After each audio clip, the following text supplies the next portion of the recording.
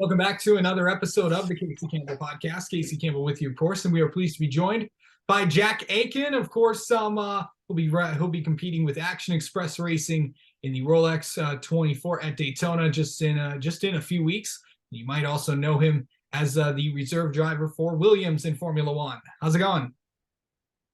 Yeah, it's doing well. Thanks, Casey. Glad to be here. Just talk about getting this deal together. I know you've had plenty of sports car experience, but what's it like to be in this race at the Rolex 24 at Daytona?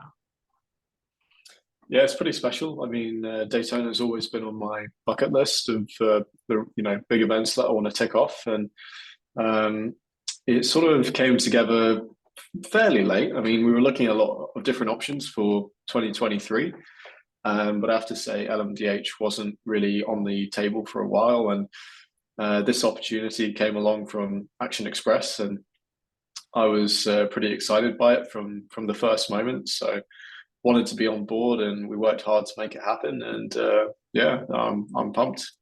Yeah, of course, you've been in so many different types of cars.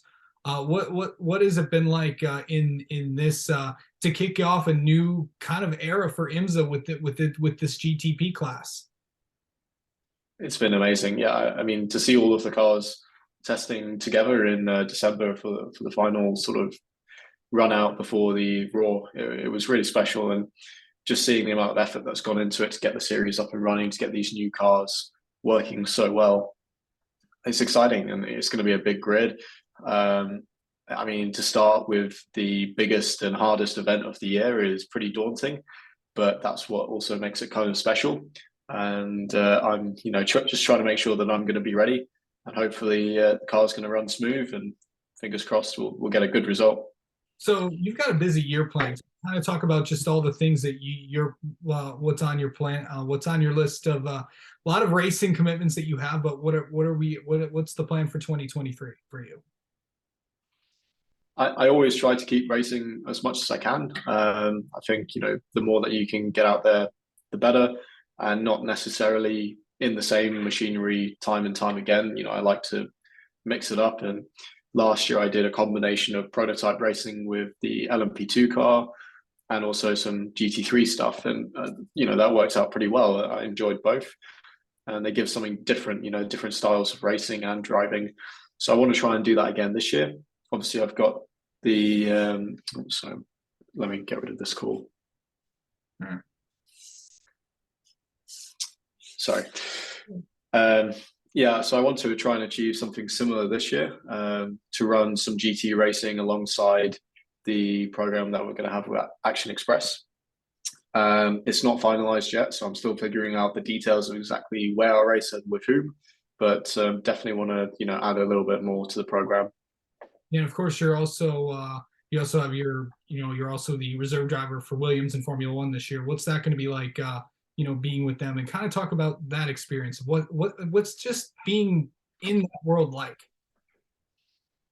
So I mean, I was the reserve driver for the last couple of years for Williams. I don't know going forward if we're going to keep that role on, just because of time commitment. It's difficult to juggle so many different things, but it was a great experience, and I love the opportunity to test those cars and drive them is amazing. And I got to do a race, and I enjoyed working with the men and women at Williams immensely. It's an amazing amount of passion that they bring to the track, and the struggle that they've had to fight against for the last 4 or 5 years, trying to bring the performance of the team and the car up again. It's pretty impressive to see the commitment that they have.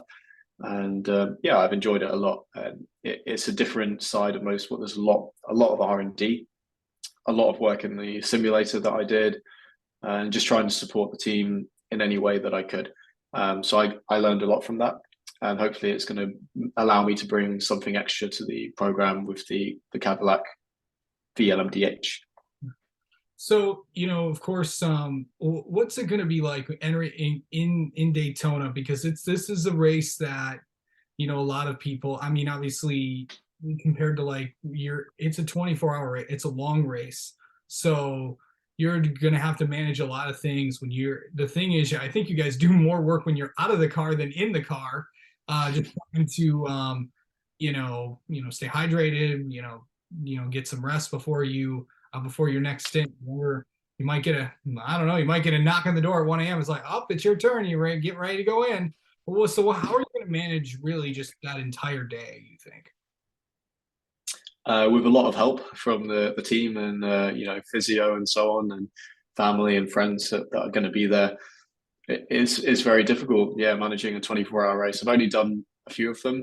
Le Mans and the Spa 24 hours are the ones that I've experienced, and for sure it feels like you have to cram in a heck of a lot when you're out of the car.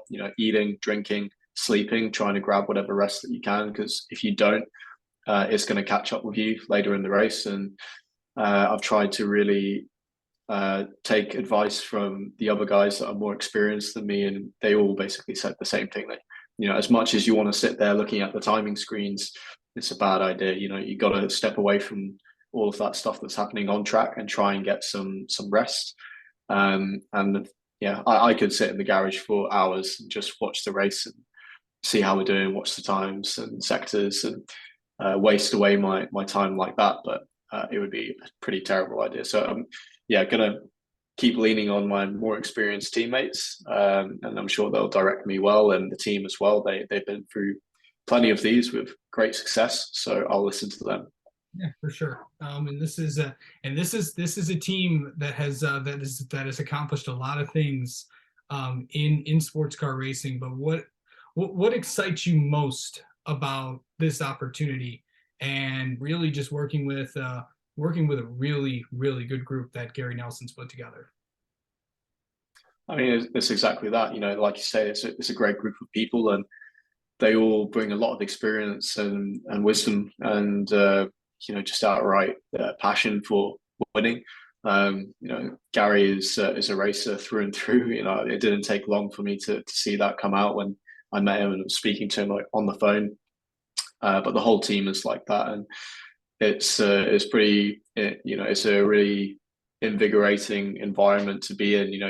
Doing the first test on track, it's really clear why everyone is there. They're not there to make up the numbers. They want to win. They want to deliver the very best for their sponsors and their partners. And I'm, actually pretty just really pleased that they trust me to be a part of that and carry the same mindset and attitude. Yeah. What other, I know there's going to be a lot of races that you're planning on doing with you being the endurance driver. So you're going to be doing some more races as well. Just kind of talk about you know, just to clarify, are you 12 hours? You're doing the 12 hours of Sebring as well, right? I'm doing the whole endurance cup. Okay, so of course that's the 6 hours at the Glen, and of course Petit Le Mans later on in the season. Out of those four, Exactly. Yeah. so what do all four of those are pretty interesting tracks, of course. Very, very, very, very bumpy Sebring. So, which will be coming up in March, and then of course, going out to Watkins Glen, out in the Finger Lakes region in New York. How excited are you about that? Have you kind of? I know that Daytona is obviously your main focus right now, but have you had a chance to kind of look at some of these areas and stuff? I mean, I know all of the tracks because they're all pretty they're pretty famous tracks, pretty famous races. Watkins Glen is a track I've played thousands of times on games, on computers, in the simulator more recently. So I know the track well, even though I've never been there. And obviously, it's always going to be a little bit different when you start rolling laps in real life. Sebring, like you say, is pretty unique for just how brutal it is. I have been there for an IndyCar test just on the short loop, so I haven't experienced the full track, but at least got a taste for it, and it's unique, that's for sure. And I can't wait. I mean, that was one of the big draws for me to IMSA over some of the European endurance stuff, which I love as well. But a lot of the Grand Prix tracks are a little bit more sanitized these days. They don't punish you quite as much if you make a mistake. And especially in endurance racing, knowing that if you put a wheel wrong, you're probably going to end up in a barrier is something that excites me as a driver and makes me want to push harder and do better. So I really love the calendar that's on for us this year. Okay, so I've asked a lot of, and I'm going to be asking probably every Rolex driver I'll have on, but leading up to the race. But what is it going to take to win the Rolex 24 at Daytona?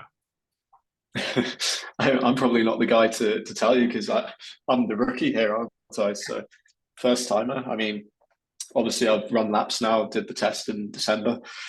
Um, the new cars are going to be a big factor. I mean, although all the manufacturers are showing pretty good reliability now, I think it's fair to say there are still lots of little niggles that come through, and it's inevitable when you hit the ground hard running a race versus a test. You're pushing the cars that much harder. You're getting contact with other cars. You don't know what's going to happen. So the first thing will be getting the car to the finish. Beyond that, it's going to be a proper race as well. I think there's enough cars on the grid in GCP that you have to run a pace that's going to be pretty hot. You can't just roll around and rely on being the one that gets to the end, because there will be at least a few cars, I imagine, that have clean races. So it's going to be a hard race, and that's all I can offer as a rookie. Like I said, I've done a few 24-hour races, but never at Daytona, never in IMSA. So I'm following the lead of Alex and Pipo, really. All right. Well, Jack Aitken, thank you so much for coming on and talking with us, and best of luck in the Rolex 24 at Daytona. Let's have you on again sometime. How about that? Yeah, definitely. Hopefully, with a couple of good results under my belt.